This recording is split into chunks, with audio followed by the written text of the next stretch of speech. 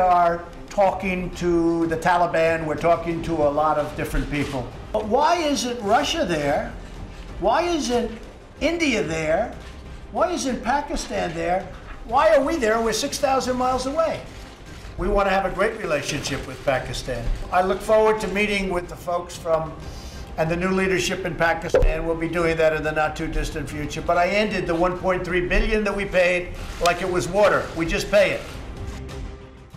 अस्सलाम वालेकुम, मैं हूं मुनीज़ जहांगीर और आप देख रहे हैं प्रोग्राम स्पॉटलाइट। नाजरीन, हाल ही में अमरीकी सदर ने डोनाल्ड ट्रंप साहब ने अफ़गानिस्तान से अपनी 14,000 फ़ौज में से 7,000 की अमरीकी वापसी के इरादे का इजहार किया है।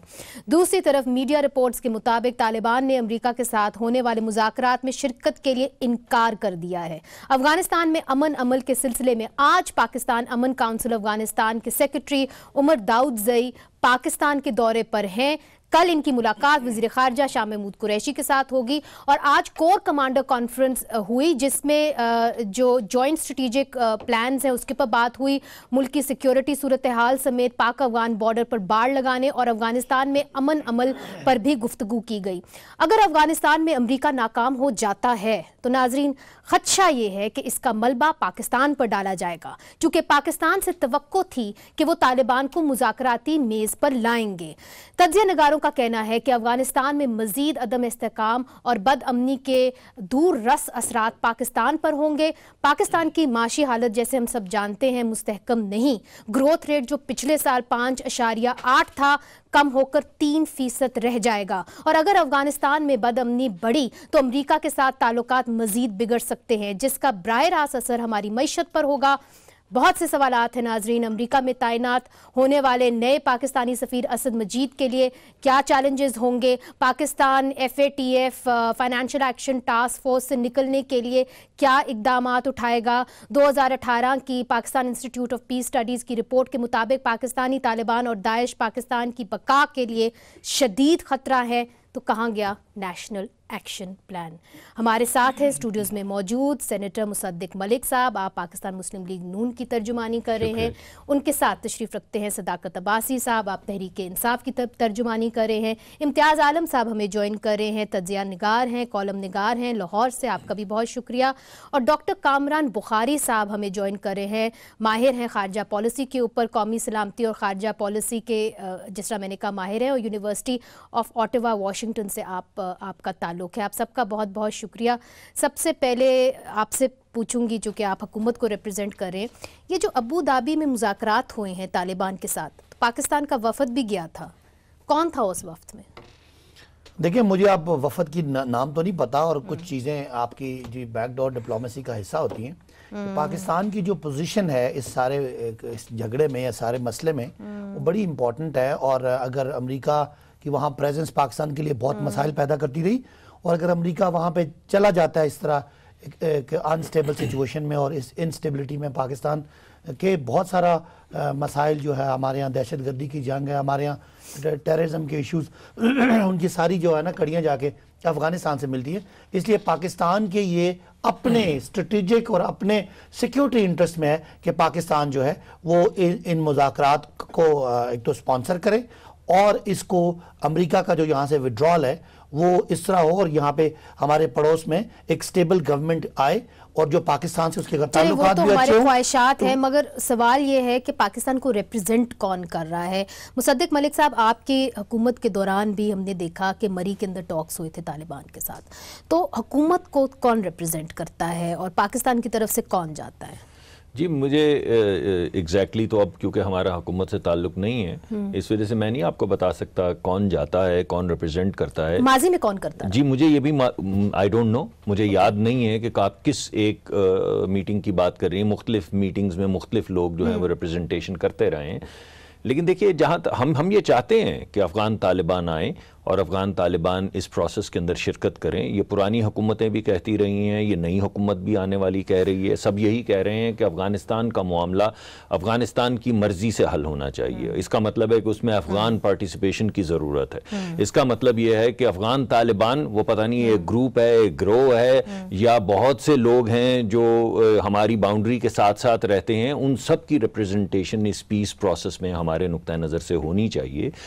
जहां तक हमारी तो ये कोशिश भी है, ख्वाहिश भी है, और जितना हमारा इन्फ्लुएंस होगा हम यील्ड भी करेंगे और करते रहे हैं, लेकिन एक जिम्मेदारी ये अफगानियों की भी है कि वो अपने लोगों को इन्वॉल्व करें, उनको कॉन्फिडेंस दें ताकि वो टेबल पर आके बैठें और गुफ्तगू का आगाज करें और बढ़ाएं। तो वहां पे तो कोई पेशरफ नहीं हुई, बिल्कुल वो अफगान हुकूमत से बात करने कोई तैयार नहीं है। आज तो उन्होंने कह दिया कि अमेरिका के साथ भी नहीं करेंगे। कुछ दिन पहले तक तैयार हुए थे अमेरिका से बात करने को, लेकिन अमेरिका को भी तो कुछ ना कुछ बात ऐसी करनी होगी ना। अमेरिका की भी कुछ स्ट्रैटेजी जो है वो मुतजलजल रहती है, यानी वो तैयार हुए थे, उस बात को आगे बढ़ना चाहिए था। अगर कोई प्रोवोकेटिव एक दो शराइत थी तो किसी बैकडोर चैनल से उसको सेटल करना चाहिए था। अगर हमारी मदद की जरूरत थी या है तो हम हाजिर हैं, लेकिन एक खास हद तक हम जा सकते हैं ना। तो असल में एक आपको याद होगा, पहले तो अफगान तालिबान जिनको कहते हैं या पूरा ये पश्तून बेल्ट के लोग जो हैं वो एक तरह से पहले तो ये शर्त रखते थे कि जब यहां से चले जाएंगे सिपाही अमेरिका के तो तब हम गुफ्तगू बात करेंगे। बिल्कुल वो शर्त उन्होंने कुछ लचक का इजहार किया, मगर दूसरी तरफ हमने ये भी देखा आज तो उन्होंने कोई लचक का इजहार नहीं किया। कामरान साहब, आप चूंकि अमेरिका में बैठे हुए हैं, ये बताइए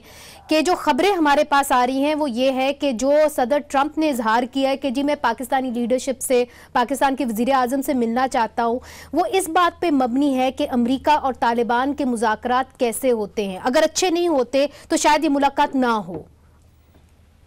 देखिए, मुलाकात तो बहुत सारे फैक्टर्स होते हैं उनको स्केड्यूल करने के लिए कि वो कैसे होगी। क्या वज़ीर आज़म इमरान खान साहब वाशिंगटन आएंगे या कहीं और मिलेंगे? मुझे तो नहीं लगता कि सदर डोनाल्ड ट्रंप पाकिस्तान आएंगे। अनकरीब आ भी सकते हैं, उनका कुछ पता होता नहीं कि कब उनका जो है कोई मूड बदल जाए। लेकिन ये है कि ये एक अलग बात है। बात सारी इतनी है कि देखें, इस वक्त तालिबान जो है वो बहैसियत एक तहरीक के वो तैयार ही नहीं है अमन मुज़ाकरात के लिए। वो इन मुज़ाकरात को एक्सप्लॉइट करना है। मैंने अभी हाल ही में ब्लूमबर्ग में तफसील से एक आर्टिकल पब्लिश किया है जिसमें मैंने वजूहात बयान की हैं कि तालिबान क्यों नहीं है, क्योंकि वो मजमूई तौर पे एक वो अस्करी कुव्वत है, वो सियासी कुव्वत नहीं है। उन्होंने अपना कोई सियासी पार्टी या सियासी विंग डेवलप नहीं किया कि जो मौजूदा जो ढांचा है आईनी और जो रियासती ढांचा है अफगानिस्तान का, उसके अंदर वो जुम हो सकें, उसको के अंदर वो एक कोई पावर शेयरिंग एग्रीमेंट कर सकें। जब तक ये मामला नहीं होगा, किसी किस्म का भी जो है कोई बातचीत जो है वो कबल वक्त होगी। और अमेरिका के जो अहदाफ हैं वो है शॉर्ट टर्म है, और जो तालिबान को कामरान साहब ये बताइए, चूंकि मैंने इम्तियाज आलम साहब को भी पूछना है, ये बताइए चूंकि आप अमेरिका में बैठे हुए हैं, पाकिस्तान से क्या तरजीहात होंगी अमेरिका की अगर ये मुलाकात होती है इमरान खान साहब के दरमियान और सदर डोनाल्ड ट्रंप के दरमियान? दो बातें हैं जो शुरू से अमेरिका पाकिस्तान से जो है मांग रहा है, कई सालों से मांग रहा है, वो उसके ऊपर जो है इत्तफाक राय नहीं हो रहा। और वो पहली बात तो ये है कि तालिबान के ऊपर जितना भी पाकिस्तान का असर रसूख है उसको बरूए कार लाते हुए उनको मेज पे लाया जाए, और जब मेज पे वो आए तो उनको इन्फ्लुएंस किया जाए कि वो कोई ना कोई डील स्ट्राइक करें। तो ये एक तो पहली बात है। दूसरी बात ये कि उनके ऊपर एक अस्करी दबाव डालने की भी जरूरत है, क्योंकि अमेरिका के अंदर ये बात जो अपना रियासती ढांचा है अमेरिका का, उसके दीगर इदारों के अंदर ये बात जो है एक इजमा है कि पाकिस्तान वो काम नहीं कर रहा जो कि पाकिस्तान को करना चाहिए। यानी कि खुली छुट्टी दी हुई है तालिबान को, लीडर्स को, कि वो कराची में या क्वेटा में या पेशावर में या इस्लामाबाद में वो अपने जो है जो सियासी ठिकाने हैं या अस्करी ठिकाने हैं जहाँ पे भी बॉर्डर के करीब, वो जो है पाकिस्तान उनको उस तरीके से दबाव नहीं डालता, और मजीद वो जिसको पाकिस्तान की इस्तिलाह में कहते हैं डू मोर कर सकता है। ये अमेरिका का एक व्यू है। अच्छा, तो कम से कम बदलेगा नहीं। ठीक है, अमेरिका का कम से कम ये व्यू है। इम्तियाज आलम साहब, क्या ये एक व्यू दुरुस्त है? क्योंकि यहाँ पे जो हमें खबरें मिलती हैं वो ये मिलती हैं कि जिस तरीके से मुज़ाकरात हुए हैं उससे एक चीज़ वाज़े हो गई है कि तालिबान के अपने सफ़ों के अंदर बहुत सारे डिविजन्स हैं जो खुल के सामने आ गए हैं। तो अगर इतने ज़्यादा डिविजन्स हैं तो फिर पाकिस्तान किस ग्रुप के ऊपर असर और रसूख ज़्यादा रखता है, कम रखता है? आपका तज्जिया।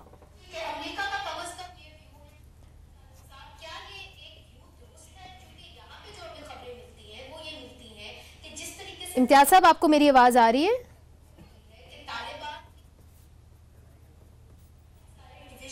इम्तियाज साहब, आपको मेरी आवाज आ रही है? अच्छा, मेरा ख्याल है मैं फिर हम कोशिश करेंगे राब्ता करने का इम्तियाज़ आलम साहब से। जो इमरान खान साहब ने अभी हाल ही में एक इंटरव्यू दिया है टर्किश टेलीविजन को, उसका जवाब जो कामरान साहब के इलाकाई ग्रुप्स भी है और अब दाश का फैक्टर भी आ गया है, लेकिन हमने देखा है कि मुज़ाकरात के हवाले से और अपनी शराइत के हवाले से वो एक मुस्तकिल एक पोजीशन ले रहे हैं तालिबान।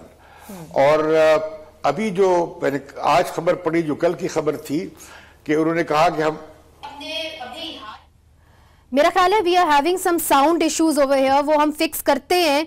मगर जो इमरान खान साहब ने कहा है जो आज टर्किश टेलीविजन पे, अपने जो सियासी ठिकाने हैं या अस्करी ठिकाने हैं जहां पे भी बॉर्डर के करीब, वो जो है पाकिस्तान उनको उस तरीके से दबाव नहीं डालता और मजीद वो जिसको पाकिस्तान की इस्तिलाह में कहते हैं डू मोर कर सकता है। ये अमेरिका का एक व्यू है। अच्छा, तो कम से कम बदलेगा नहीं। ठीक है, अमेरिका का कम से कम ये व्यू है। इम्तियाज आलम साहब, क्या ये एक व्यू दुरुस्त है? क्योंकि यहाँ पे जो हमें खबरें मिलती हैं वो ये मिलती हैं कि जिस तरीके से मुज़ाकरात हुए हैं उससे एक चीज़ वाज़े हो गई है कि तालिबान के अपने सफ़ों के अंदर बहुत सारे डिविजन्स हैं जो खुल के सामने आ गए हैं। तो अगर इतने ज़्यादा डिविजन्स हैं तो फिर पाकिस्तान किस ग्रुप के ऊपर असर और रसूख ज़्यादा रखता है, कम रखता है? आपका तज्जिया।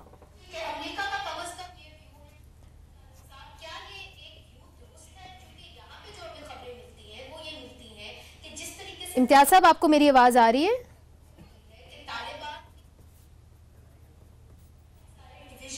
इम्तियाज साहब, आपको मेरी आवाज आ रही है? अच्छा, मेरा ख्याल है मैं फिर हम कोशिश करेंगे राब्ता करने का इम्तियाज आलम साहब से। जो इमरान खान साहब ने अभी हाल ही में एक इंटरव्यू दिया है टर्किश टेलीविजन को, उसका जवाब जो कामरान साहब के इलाकाई ग्रुप्स भी है और अब दाश का फैक्टर भी आ गया है, लेकिन हमने देखा है कि मुज़ाकरात के हवाले से और अपनी शराइत के हवाले से वो एक मुस्तकिल एक पोजीशन ले रहे हैं तालिबान। और अभी जो मैंने आज खबर पढ़ी, जो कल की खबर थी, कि उन्होंने कहा कि हम मेरा ख्याल है we are having some sound issues over here, वो हम फिक्स करते हैं। मगर जो इमरान खान साहब ने कहा है जो आज टर्किश टेलीविजन पे चला है, कुछ कामरान साहब जो कह रहे हैं उसका जवाब उन्होंने देने की कोशिश की। आइए आपको दिखाते हैं।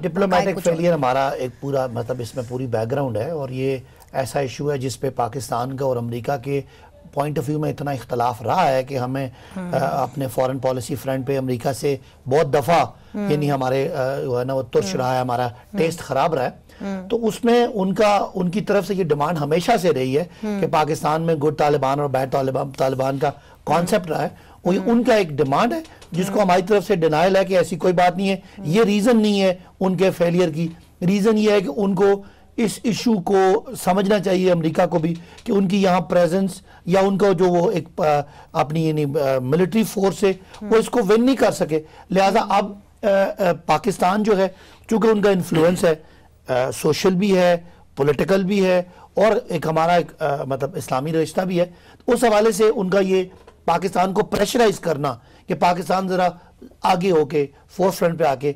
मगर मुझे ये बताइए, आपने एक नया एम्बेसडर भेजा है अमेरिका, डॉक्टर असद मजीद साहब, बड़े मुश्किल हालात में वो जा रहे हैं। उनकी पहली तरजीह ये होगी कि मुलाकात हो जाए हमारे वज़ीर आज़म की सदर ट्रंप के साथ।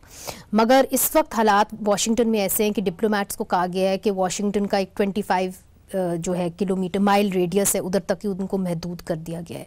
तो उनकी क्या तरजीह होगी? नहीं, मैं नहीं समझता कि इस वक्त जो मैंने हालिया बयान सुने अमेरिकन लीडरशिप के कि वो पाकिस्तान से बात करना चाहते हैं, नई लीडरशिप से मिलना चाहते हैं, जो इससे पहले थोड़ी सी हमारी वर्बल आपस में एक इंटरेक्शन भी रहा, तो उसमें जो माजी करीब के हालात के मुताबिक तो मुझे तो पाकिस्तान की पोजीशन मजबूत लग रही है। अच्छा, और साथ साथ जब उस हालात में कि जब अमेरिका खुद तालिबान से मुज़ाकरात करना चाहता है, तो जब भी इस इशू का पीसफुल रेजोल्यूशन की तरफ जाएगा तो पाकिस्तान का किरदार हमेशा रहेगा। अमेरिका जो इस जंग में फंसा हुआ है वो निकलना चाहता है, अपनी फौज को निकालना चाहता है, निकाल रहे हैं वो, उन्होंने मैं वही कह रहा हूँ ना, उनको निकालने के लिए पाकिस्तान पाकिस्तान की इंपॉर्टेंस हमेशा वो जो रोल पाकिस्तान प्ले कर सकता है, ना वो चाइना कर सकता, ना वो इंडिया कर सकता है, ना वो रूस कर सकता है। बात ये है मुसद्दिक मलिक साहब कि पाकिस्तान अब क्या रोल अदा कर सकता है? टॉक्स तो हो रहे थे अबू धाबी में, फिर सऊदी अरेबिया गए, उन्होंने कहा कि कतर में भी हम अमेरिका के साथ बात करने को तैयार नहीं, उन्होंने कह दिया कि हम ट्रूप्स निकाल रहे हैं। तो what incentive do the Taliban have to talk to the Americans और टू अस? देखिए, मेरा कामरान बुखारी साहब ने कहा कि लॉजिस्टिक्स सेटल होने, मैं नहीं समझता कि मामला लॉजिस्टिक्स का है, ये मामला स्ट्रेटेजिक है। इस वजह से ऐसा नहीं है कि लॉजिस्टिक्स सेटल नहीं हो पाएंगे, मुलाकात के बैकडोर कॉन्वर्सेशंस रोज चल रही होती हैं, हम सबको मालूम है, और ये एक तसलसल के साथ कम्युनिकेशन चल रही होती है, तो वो इतना बड़ा मसला नहीं है। मैं दो अहम नुकात पे बात करना चाहूँगा। पहली बात तो ये कि देखिए, पुरानी बात को अपनी आगे बढ़ा रहा हूँ कि आप काबुल का रिश्ता देखिए बाकी तमाम अफगानिस्तान से। अफगानिस्तान की तो कोई फौज थी नहीं, तो फिर आप ये मुझे बताइए कि काबुल का क्या रिश्ता था बाकी इलाकों से? तो एक क्लाइंट पेट्रन रिलेशनशिप था हमेशा से काबुल का तमाम कबीलों के साथ, तमाम उनके मुख्तलिफ इलाकों के साथ। अब वो क्लाइंट पेट्रन जो रिलेशनशिप है वो फ्रैक्चर हो गया है। अब हम ये कह रहे हैं कि आप अपना क्लाइंट पेट्रन रिलेशनशिप रिस्टोर करें। अगर आपने अपने मुल्क में अमन करना है, अब तो आपके पास फौज भी है, तो जो आप पहले आपके रिवायती तरीकाकार हैं, रिवायती आपके उनको आप स्ट्रेंथन करके इनको अपनी लपेट में लेकर आए। इनको दुश्मन की नजर से, जो पश्तून हैं उनको दुश्मन की नजर से मत देखें। आपका बहुत पुराना ताल्लुक रहा है, पश्तून यहाँ पे सरबराहान भी रहे हैं, तो एक तो क्लाइंट पेट्रन रिलेशनशिप का फ्रैक्चर है। दूसरी बात यह है कि जो बार बार जिक्र किया जा रहा है कि एक फ्रेगमेंटेड एक पाकिस्तान के अंदर ग्रुप है। अब अभी हमें इम्तियाज आलम साहब ने भी बताया कि उनमें डिविजन्स हैं, आपने भी जिक्र किया फ्रेगमेंटेड है। देखें, हम सबको अगर निकाल बाहर करें और मार दें तो हर छोटी क्लास का एक मॉनिटर आपके लिए अजाब खड़ा कर देगा। पहले तो हम ये आपको पहले कह रहे हैं, ऑफिशियली कह रहे हैं कि हमारे यहां इस तरह की कोई चीज नहीं है। लेकिन अगर आप मान लें, हम आपकी बात मफरूजे के तौर पे, सिर्फ मफरूजे के तौर पे अगर हम मान लें कि आप जो कह रहे हैं वो बात ठीक है, तो आप जरा गौर करें आप क्या फरमाइश कर रहे हैं। आप फरमाइश ये कर रहे हैं कि हर क्लास का गुंडा जो है वो चला जाए और एक उधम मचा दे हर जगह के ऊपर जाके। देखें भाई, नहीं, मगर अगर आप उसको मारेंगे तो वो क्यों उधम मचाएगा? देखें वो मरेगा कैसे। एक अभी तो जिस तरह आपके पास एक कम से कम किसी चीज को ये कह रहे हैं अफगान तालिबान, अगर अफगान तालिबान जिस चीज को ये कह रहे हैं उसकी लीडरशिप है तो उससे बात करें, उसको अपनी लपेट में लेकर आए। हम आपकी मदद करने को तैयार हैं। लेकिन अगर वो वाकई इतना डिवाइडेड है, तो अगर उसमें बिल्कुल फ्रेगमेंटेशन हो जाती है, तो 100 लोगों में से किस किस से बात करेंगे आप? कैसे उनको अपनी लपेट में लाएंगे? तो फिर क्या मकसद सबको कत्ल कर देना है? यानी जो शख्स आपको लगे तो इसका मतलब पाकिस्तान, अगर हम एक्शन लेते हैं, आपका कहने का मकसद ये है, तो ये जो छोटे छोटे गुंडे हैं ये हमारे लिए एक मुसीबत खड़ी कर सकते हैं? नहीं, देखिए, पहली बात तो ये कि कौन से गुंडे। हमने 1000 मरतबा कहा है कि आइए निशानदही कीजिए। हमने ये भी कहा है कि आप आइए तशरीफ लाएं, जिन जगहों पे आप कह रहे हैं बैठे हैं वो जगह दिखा दें, आप हमें दिखा दें, हम अपनी फोर्सेस अपनी इंटेलिजेंस के साथ जाते हैं, उनको साफ करते हैं। इम्तियाज आलम साहब, आप क्या कहेंगे इसके ऊपर? देखिए, अब ये ड्रॉप सीन होने जा रहा है और एक खौफनाक ड्रॉप सीन होने जा रहा है। अमेरिका नजर आ रहा है शाम से निकलने के बाद कि वो अफगानिस्तान से निकलने के लिए पर तोड़ रहा है। ये जो ट्रंप का स्टेटमेंट है ये बहुत इंपॉर्टेंट है। वो कहे ये पाकिस्तान, ये रूस, ये हिंदुस्तान, ये लोग संभालें, हमारा क्या काम है इतनी दूर से बैठ के अफगानिस्तान को हम टैकल करें। और वो अब वहां से निकलना चाह रहे हैं। मुझे लगता यह है कि एक मलबा पाकिस्तान पे एक बार फिर पड़ने जा रहा है, पहले भी पड़ा था। आपके खदशात क्या हैं? याद है कि जब जेनेवा, पाकिस्तान को किस तरीके से नुकसान हो सकता है, कहां कहां वो हमें नुकसान पहुंचा सकते हैं? देखिए, अगर अमरीकी, देखिए अभी तक तो ये रहा है कि अमरीकी चले जाए, अच्छा, लेकिन अब हम कह रहे हैं कि अमरीकी चले गए, जो खलाफ बनेगा उसे कौन पूरा करेगा? ये तो हमारे गले में अजाब आ जाएगा। $10 बिलियन चाहिए सिर्फ वहां पे लॉ एंड ऑर्डर को रन करने के लिए। वो कौन देगा? ना रूस देगा, ना चीन देगा, ना हिंदुस्तान देगा, ना पाकिस्तान के पास है। तो ये बड़ा, मैं समझता हूं, खौफनाक एक वॉइड क्रिएट होने जा रहा है। और पाकिस्तान अभी बहुत लेट हो गए हैं और तालिबान अपनी गेम खूब खेल रहे हैं। मैं समझता हूं कि उन्होंने अपने पत्ते अच्छे खेले, अमरीकियों ने पत्ते बुरे तरीके से खेले। So the only winners are the आप ये कह रहे हैं कि हम 14,000 में से आप कह रहे हैं कि हम आधे कम करने जा रहे हैं फौजी, तो आप बातचीत जब करेंगे नेगोशिएशन की बेस के ऊपर, तो आप क्या बातचीत करेंगे? जबकि उनकी पहली शर्त यही है कि पहले अमेरिकी ऐलान करे यहाँ से निकलने का। अफगान हुकूमत से वो बात नहीं कर रहे, और अमेरिकी अभी भी जो उनका ऐलान आया था कल जो आया था, वो सिर्फ अमेरिकियों से बात करना चाहते हैं। जी बिल्कुल, उन्होंने ये कहा और आज उन्होंने उसको भी रद्द कर दिया, दफ्तर बनाया उसको भी रद्द कर दिया। मगर इम्तियाज साहब और मुसद्दिक साहब, वो भी रद्द कर दिया। जी सदाकत साहब, आपसे आप तीनों से ये अहम सवाल होगा कि अगर ये सब कुछ होता है तो पाकिस्तान के ऊपर इसका बराह रास्त एक क्या असर होगा, और दूसरा जो पाकिस्तान की एक पॉलिसी रही है अमेरिका के साथ, जो अब ताल्लुकात हैं वो पूरे तरीके से अफगानिस्तान के ऊपर मबनी हैं, तो फिर ये एक गलत पॉलिसी नहीं हमने इख्तियार कर ली कि अगर हमारे उनके साथ, और वो बड़ा इंपॉर्टेंट पार्टनर है, कि सिर्फ ये अफगानिस्तान के जरिए जाना था और अफगानिस्तान में तबाही हो जाती है, तो फिर अमेरिका के साथ ताल्लुकात का क्या होगा? इस पे बात करेंगे वक्फे के बाद। वेलकम बैक नाजरीन। इम्तियाज आलम साहब, ये बताइए कि पाकिस्तान के ऊपर तो दूरस नताइज हो सकते हैं अगर अफगानिस्तान के अंदर बदअमनी हो, मगर ये बताइए कि हमने चूंकि अपनी सारी रिलेशनशिप अमेरिका के साथ अफगानिस्तान के जरिए कर दी है, तो अमेरिका के साथ जो हमारे ताल्लुकात ख़राब होंगे उसका क्या हमें नुकसान हो सकता है?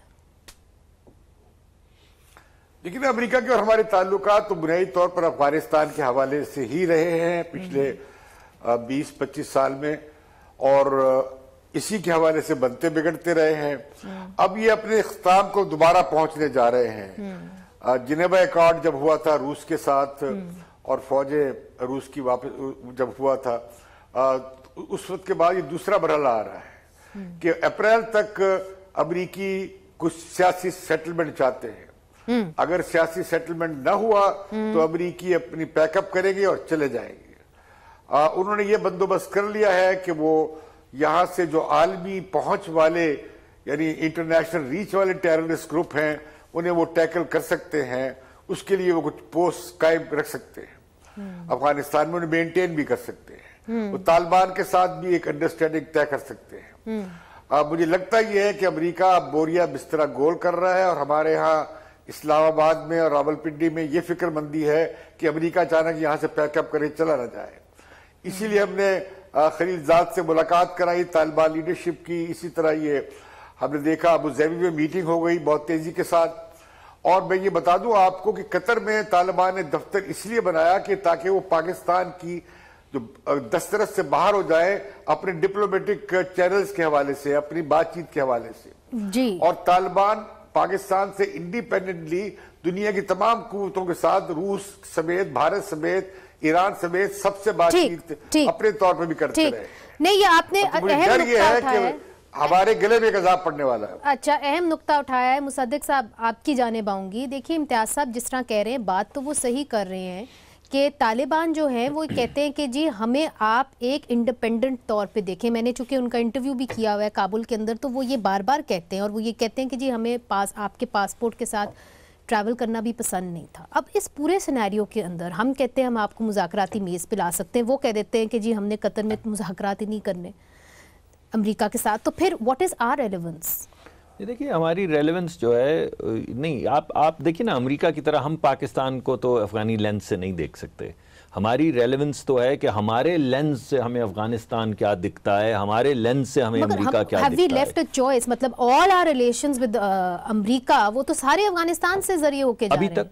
मगर अगर आप पहले बात, मैं ज़रा बड़े अदब से, क्योंकि मुझे मालूम है इम्तियाज़ आलम साहब बहुत ज़्यादा मुझसे समझ बूझ रखते हैं हर चीज़ में, मगर इसमें तो बहुत ज़्यादा, तो मैं बड़े अदब से कहूँगा कि मुझे ऐसा दिखता नहीं है बैनुल अक़वामी जो फ्रेमवर्क्स हैं, जिस तरह यहाँ पे रीजनल पावर्स का इर्तका हो रहा है, मुझे लगता नहीं है कि अमेरिका अनप्लग करके यहाँ से चला जाएगा। ये उनके मुफाद में नहीं है। वो कोई ना कोई अपनी ओवरसाइट यहाँ पे प्रेजेंस उनको रखनी होगी। बज़ाहिर स्ट्रेटिजिकली नज़र आता है कि वो इस तरह अनप्लग के इस वक्त इस बैनुल अक़वामी फ्रेमवर्क में नई ताकतों का जो इर्तका हो रहा है, वर्ल्ड दुनिया की जो पूरी नई किस्म की पोलराइजेशन हो रही है, उसमें चले जाएंगे, शायद चले जाएं, मैं कह नहीं सकता। देखिए अब मैं आपको आपके सवाल के जवाब FATF के ऊपर मैं आपसे पूछना चाह रही हूं, मैं जरा इस पे जवाब देखिए पाकिस्तान के ऊपर दो असरात मुरतब होंगे।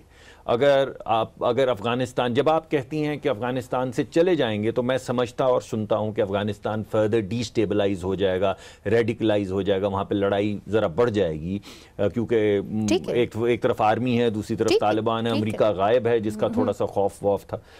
तो मैं ये समझता हूं कि वो एक ब्रीडिंग ग्राउंड बन सकती है दहशत गर्दों की, जिससे पाकिस्तान की सलामती मुतासिर हो सकती है। और अगर उनके गुमान में यही रहे, गलत मगर गुमान में ये रहे कि पाकिस्तान अफगानी तालिबान को सपोर्ट कर रहा है, तो फिर वो पाकिस्तान के खिलाफ काम करने वाले दहशत गर्द जो ग्रुप्स हैं, उनको इलाकाई ताकतें भी और अफगानिस्तान भी उनको पनपने का मौका देंगी, जिससे हमारी इंस्टेबिलिटी होगी। ये है हमारा दूसरा जो हमारे लिए सबसे इंपॉर्टेंट बात है, वो देखिए हमने 30-40 अरब डॉलर के पैसे लिए हैं, डॉलर्स के अंदर सीपैक में इन्वेस्ट किए हैं। क्यों किए हैं?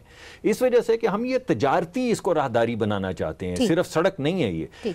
तजारती राहदारी क्या है कि पाकिस्तान सेंट्रल एशिया से ट्रेड करेगा, पाकिस्तान वेस्टर्न चाइना से करेगा। उसके लिए हमें एक इस्तेहकाम चाहिए अफगानिस्तान में भी और ईरान में भी।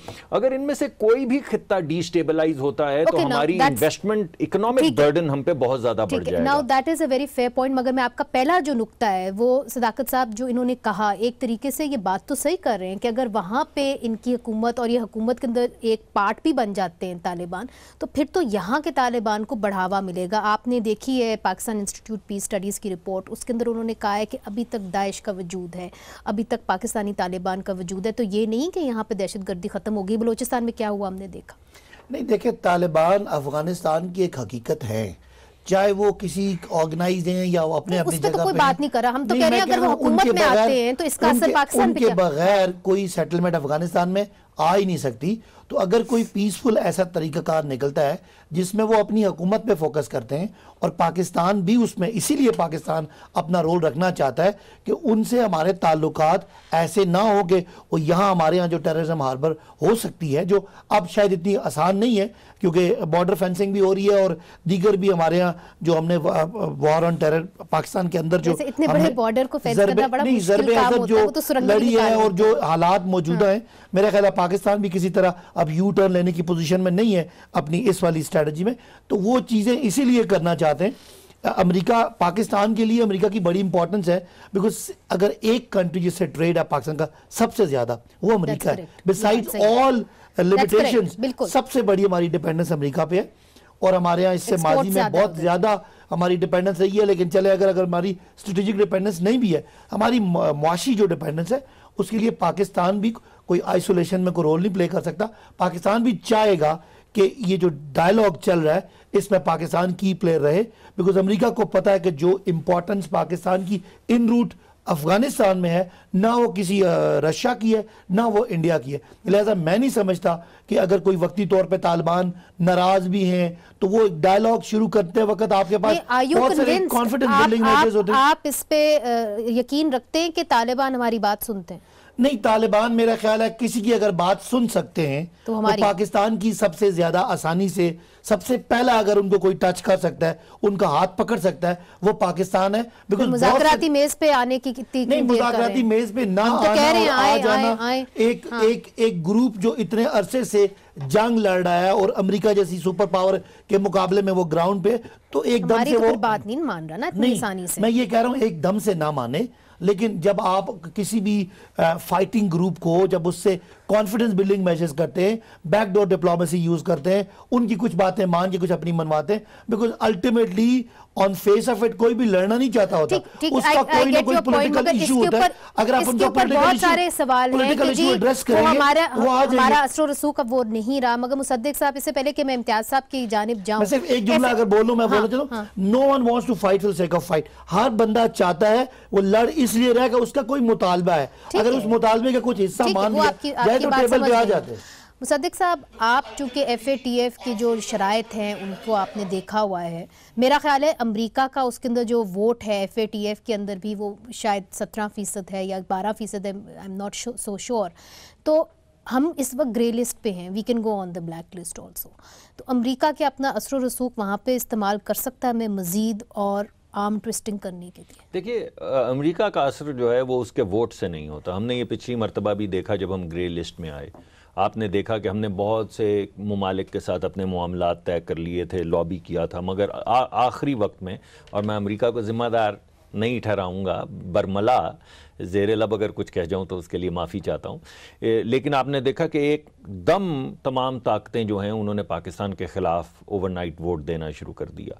तो अमेरिका का इन्फ्लुएंस या किसी भी ताकतवर मुल्क का इन्फ्लुएंस जो है वो बहुत गहरा होता है, वो इतना सिंपल नहीं होता कि उनके कितने फ़ीसद वोट हैं। वो चाहते क्या है हमारे से? देखिए 3-4 चीज़ें हैं, कुछ चीज़ों में तो हमारी भी बेहतरी है, मसलन हमारी जो रेगुलेटरी फ्रेमवर्क है उसकी टाइटनिंग, ये मॉनेटरी रेगुलेटरी फ्रेमवर्क, हमारे स्टेट बैंक की रेगुलेशंस बहुत अच्छी हैं, इससे बेहतर हो सकती हैं, हमें करनी चाहिए।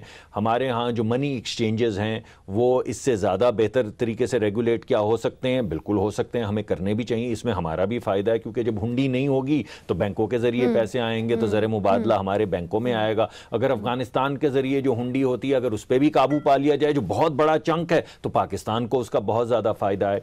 कुछ चीज़ें जो हैं उनमें फिर यही लेदे शुरू हो जाती जिसको आप सुन रही हैं, यानी वो इल्ज़ामात हैं, उसमें कुछ छोटी सी हकीकत होती है, कहीं पे आपको एक मौलवी मिल जाता है, एक तस्वीर मिल जाती है, आप कहते हैं पूरे पाकिस्तान के अंदर नेटवर्क दहशतगर्दों के फैले हुए हैं। कत्ता कलामी माफ मुसद्दिक साहब, जब आपकी पार्टी पिछले 5 साल से हुकूमत में थी, आप लोग क्यों नहीं कर पाए ये सब कुछ? जी किया।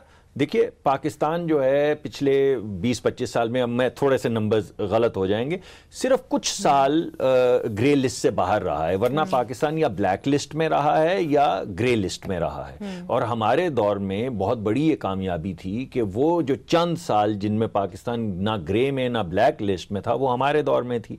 फिर आपने ये भी देखा कि दहशतगर्दी के 2000 वाकयात होते थे जो 300-400 तक आ गए।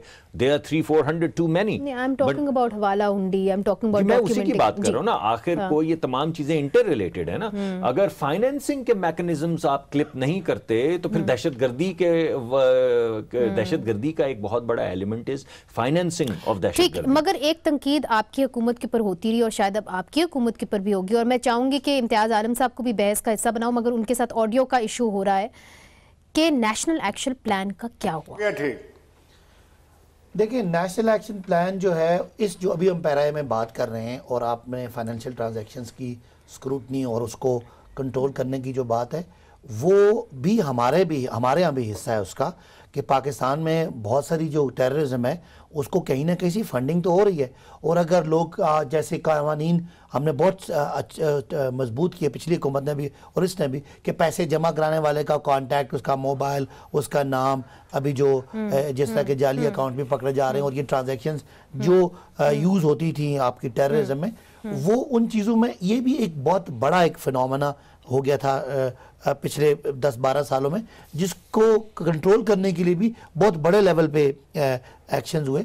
अब आप क्या कह रही हैं कि जी जो आपका नेशनल एक्शन प्लान है उसकी बहुत सारी ऐसी चीज़ों पे पूरी तरह काम नहीं हुआ, और ये वाला जो खासकर फाइनेंशियल एस्पेक्ट है, मेरा ख्याल है इसमें और टाइटनिंग की ज़रूरत है। और हमारी गवर्नमेंट भी चूँकि अभी बहुत सारे उसके लिए चैलेंजेस हैं, अपनी फाइनेंशियल जो चीज़ों को ठीक करने के चैलेंजेस हैं, लेकिन इन चीज़ों पे मेरा ख्याल है बाकी जितने रियासती इदारे हैं वो बड़े विजिलेंट है कि हम जो टेररिज्म, जिसको हमने बहुत बड़े इशू में, जिसमें पिछली गवर्नमेंट का किस चीज़ के ऊपर विजिलेंट है, मतलब इस टेररिज्म से हवाले से जितनी भी फाइनेंशियल ट्रांजेक्शन है, मेरा ख्याल है हमारे यहाँ काफी सारी इसमें लोग अलर्ट हैं। कुछ मेरे ख्याल में पाबंदियां भी लगी हैं, कुछ अकाउंट्स भी सीज हुए हैं। कुछ अकाउंट सीज जरूर हुए, मगर इम्तियाज आलम साहब बात वही है, नेशनल एक्शन प्लान को ये फिर से कैसे हरकत में लाएंगे? और जिस तरह के हवाला हुंडी का जिक्र किया मुसद्दिक साहब ने, अफगानिस्तान के जरिए जो हो रही है, वो जो बॉर्डर है आज भी खुला है, तो क्या वजह है कि कई हुकूमतें आई गई, उनकी ख्वाहिश भी रही, मगर कर नहीं पाए इसको काबू? देखिए, मैं अफगानिस्तान पे बात करना चाहूंगा। नेशनल एक्शन प्लान के बारे में तो हम सीरियस नहीं रहे, न पिछली हुकूमत न ये। अब रहेगी बात, नहीं इसकी वजह बताएं क्यों नहीं रहे? सिनेरियो देख रहा हूं, ये इंपॉर्टेंट बात है। अफगानिस्तान की बड़ी जी क्यों नहीं रहे, अहम बात करने जा रहा हूं जी, कि 3 सिनेरियो हैं। एक ये कि हम सारे खित्ते के ममालिक को मिलाकर, अफगान हुकूमत को मिलाकर, तालिबान को इकट्ठा करके एक वाकई वसी बुनियाद हुकूमत बना दें, और जिसे सारे गारंटी करें, खित्ते के ममालिक भी, अमेरिका भी करे, चीन भी करे, रूस भी करे, इंडिया भी करे, पाकिस्तान भी करे। दूसरा सिनारियो यह है कि खाना जंगी होगी, तबाही होगी, और तीसरा सिनारियो यह है कि तालिबान टेक ओवर कर ले काबुल को और अमेरिका चला जाए। बोरिया बिस्तर। अब पाकिस्तान की इस्टेब्लिशमेंट चूज कर ले कि इन्होंने कौन सा सिनारियो, ये कौन सा ऑल्टरनेटिव लेना है। रहेगी बात कौमी आपकी नेशनल एक्शन प्लान की, देखिए मुस्लिम लीग की जो हुकूमत थी वो मजहबी कुव्वतों को और अनासर को एलियनेट नहीं करना चाहती थी। दूसरी बात ये थी कि इनकी और सिविल मिलिट्री ताल्लुकात में बहुत टेंशन थी, जो इदारे बनने चाहिए थे वो नहीं बन सके थे। जैसे कि आप जानती हैं नेशनल एक्शन के प्लान के हवाले से बहुत सारे इदारे बनने थे। ये तो अभी तक हम मदरसों की इस्लाहत नहीं कर सके हैं। ये तो डरते हैं सब के सब मजहबी कुव्वतों के हवाले से कोई पोजीशन लेने से। इमरान खान वैसे ही खिलाफ थे, वो वैसे ही तालिबान के साथ एक बड़ी मुस्बत राय रखते थे, उनके बारे में एक नरम गोशा रखते थे। तो लिहाजा मैं समझता हूं कि हमारे यहाँ मेन स्ट्रीम पार्टीज ने कुछ ज्यादा नेशनल एक्शन प्लान के हवाले से सीरियसनेस का मुजाहरा नहीं किया। अब बात होती है बयानिए की, अब हम पता नहीं कौन सी जनरेशन वॉरफेयर की बात कर रहे हैं और हाइब्रिड वॉरफेयर की बात कर रहे हैं। मैं पूछना चाहता हूं पूरी पाकिस्तानी स्टेट से, हमारा बयानिया क्या है? क्या हमारा बयानिया तालिबान वाला है? क्या हमारा बयानिया लश्करों वाला है? या हमारा बयानिया जमहूरी और आईनी और कायद आजम का और एक डेमोक्रेटिक रिपब्लिक का और एक तरक्की याफ्ता और एक मॉडर्न पाकिस्तान का है? कौन सा बयानिया हमारा? ये अहम सवाल है, ये तय नहीं कर पाए। ठीक है इम्तियाज साहब, ये अहम सवाल है जिसके जवाब अभी तक हमारे सामने नहीं आए। पाकिस्तान को बने काफी 70 साल से ज्यादा हो गए हैं। एक वक्फा लेते हैं, वक्फे के बाद फिर से हाजिर होते हैं।